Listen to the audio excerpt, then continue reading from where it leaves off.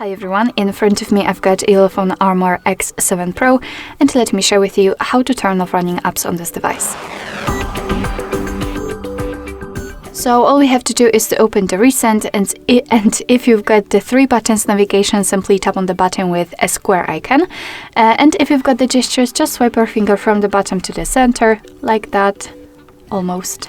And after releasing, you can see the recents. If you want to, you can close, for example, only one of those apps, just find it and swipe it up just like that. But if you've got a lot of apps opened and it is not the most efficient way to close them one by one manually, simply tap on this X button.